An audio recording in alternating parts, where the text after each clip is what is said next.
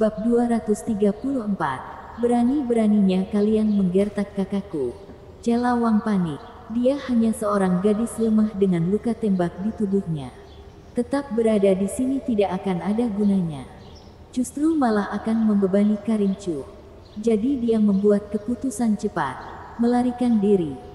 Saat melarikan diri, dia berusaha menghubungi Louis Lu.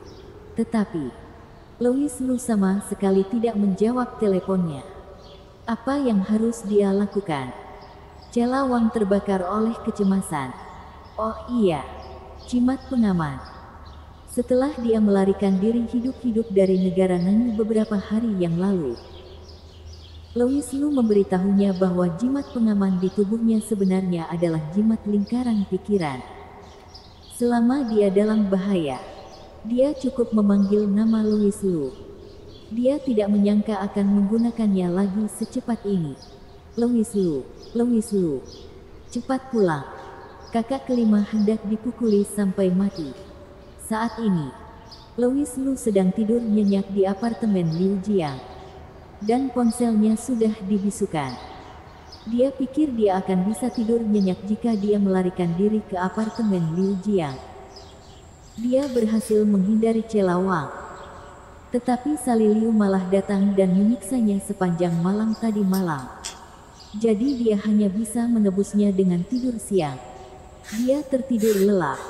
Suara Cela Wang tiba-tiba terdengar di benaknya, membangunkannya. Dia tiba-tiba mengerutkan kening. Suara kakak keempat terdengar sangat cemas. Tidak terlihat seperti sedang bercanda. Jika dia memang bercanda, itu hanya menunjukkan bahwa kemampuan aktingnya terlalu realistis. Dan menjadi pengisi suara di stasiun televisi bukanlah masalah baginya. Terlepas dari apakah Cela Wang bercanda atau tidak. Karena dia menggunakan jimat lingkaran pikiran, Louis Lu harus menanggapinya dengan serius dan menyelidiki kebenarannya. Buru-buru terhubung dengan jimat. Sosok Cela Wang segera muncul di benaknya. Dan pria berjubah hitam semakin dekat di belakangnya. Sekte Sihir Spirit.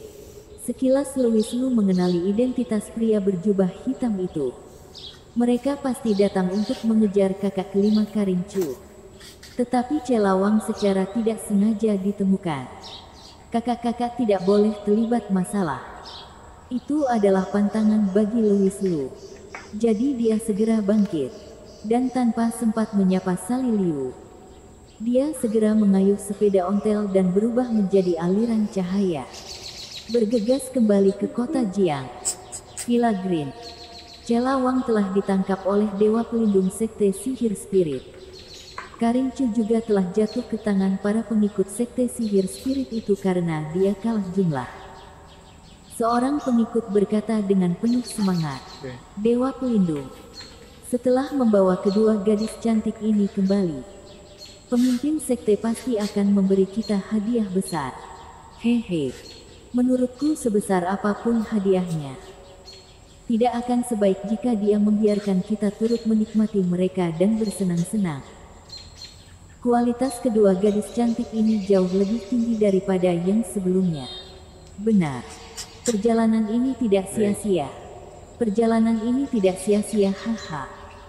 Tapi bagaimana jika pemimpin sekte tidak kunjung bosan memainkan mereka?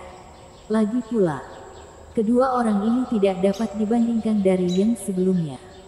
Bisakah kamu tidak mengungkitnya? Benar-benar merusak suasana saja. Percakapan antara para pengikut sekte sihir spirit ini terdengar oleh Cela Wang dan Karincu, membuat mereka merasa mual seketika dan ingin meludahi mereka. Nyatanya, Cela Wang benar-benar melakukannya. Cui. Cela Wang meludahi wajah seorang pengikut sekte sihir spirit. Siapa sangka bahwa bukannya marah, pengikut sekte sihir spirit ini malah menjulurkan lidahnya dan menjilatnya dengan penuh semangat. Lalu berkata, hahaha, lumayan. Air liur wanita cantik ternyata manis. Ludahi aku lagi. Ludahi aku lagi. Cela Wang tiba-tiba merasa lebih jijik lagi. Dan tidak bisa menahan diri untuk mengutuk. Cabul. Orang macam apa kalian ini? Sekelompok pecundang. Dewa pelindung mengerutkan kening dan berkata, "Berhentilah bercanda. Cepat bawa kedua wanita ini kembali. Untuk menghindari perubahan apapun di tengah jalan." "Baik." Para pengikut sekte sihir spirit itu menjawab. Tetapi ketika mereka baru saja selesai berbicara, sebuah suara dingin datang dari kejauhan. "Terlambat." Itu adalah Louis Lu. Dalam sekejap, mata semua pengikut sekte sihir spirit tiba-tiba membelalak. Apa yang mereka lihat ini? Sepeda terbang. Bang! Sebelum mereka menyadari apa yang sedang terjadi, kepala dari pengikut sekte sihir spirit tiba-tiba tertusuk oleh sebuah benda tajam. Kultivator. Metode seperti ini hanya dapat digunakan oleh kultivator. Ternyata seorang kultivator memang tinggal di villa ini. Gadis perampok makam ini ternyata tidak sekedar menggertak. Semua pengikut sekte sihir spirit ketakutan. Namun ketika Celawang melihat Louis Lu datang, dia berkata dengan bersemangat, Louis Lu, cepat beri para bajingan ini pelajaran. Mereka menggertakku barusan dan melukai kakak kelima. Tidak perlu baginya untuk mengatakan lebih banyak. Louis Lu telah berubah menjadi iblis yang menakutkan. Saat dia menjatuhkan sepedanya, sosoknya berkeliaran. Seolah-olah dia telah memasuki alam tak berpenghuni. Dalam satu tarikan nafas, seperti memotong rumput, semua pengikut sekte sihir spirit jatuh ke tanah. Dan pada akhirnya hanya Dewa Pelindung yang tersisa.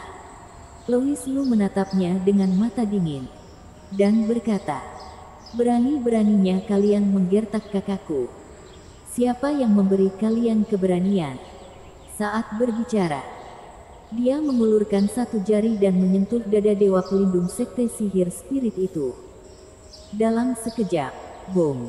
Tubuh Dewa Pelindung itu bergetar hebat, dan kedua kakinya terhempas dari lantai, meninggalkan jejak darah yang panjang di lantai tempat tubuhnya lewat. Kekuatan pemuda ini terlalu mengerikan. Keberanian Dewa Pelindung menciut. Dia memuntahkan seteguk darah dan jatuh ke lantai hanya setelah menerima kekuatan satu jari Louis Lu. Dia sekarat dan benar-benar kehilangan kekuatan bertarungnya.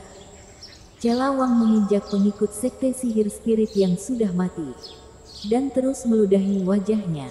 Lalu berkata, "Bukankah kamu suka menyuruhku meludahimu? Aku akan memuaskanmu sekarang." Cuih. Louis Lu berkata dalam hati. "Kakak keempat, berhentilah bermain." Dia menarik Celawang pergi. Kemudian kilatan api muncul dari ujung jarinya, membakar tubuh para pengikut sekte sihir spirit yang telah meninggal menjadi abu. "Kalian tinggallah di rumah dengan baik. Aku akan pergi ke markas para pengikut sekte sihir spirit ini," kata Louis Lu kepada kedua kakak cantiknya setelah melirik Dewa Pelindung yang telah setengah mati. Karin Chu berkata, "Aku akan pergi bersamamu. Aku akan menggali makam pemimpin sekte terdahulu mereka lagi. Dan aku tahu di mana sekte sihir spirit itu berada." "Bukankah kamu terluka?" "Tidak apa-apa. Ini hanya luka kecil. Tidak sakit sama sekali. Lonceng pencari jiwaku sudah kelaparan," kata Karin Chu sambil mengguncang lonceng pencari jiwa di tangannya.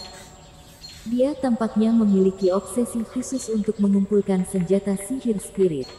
Louis Lu berpikir sejenak dan berkata, "Karena kamu tahu tempatnya, maka percuma saja aku mempertahankan pria ini." Setelah berbicara, dia menginjak leher Dewa Pelindung sekte sihir spirit dan membakarnya menjadi abu. Celawang berkata, "Aku juga ingin pergi. Aku juga ingin pergi." "Kamu tidak akan pergi kemana-mana." Louis Lu menamparkan pantat kecil Celawang dan berkata, "Luka tembakmu masih belum sembuh.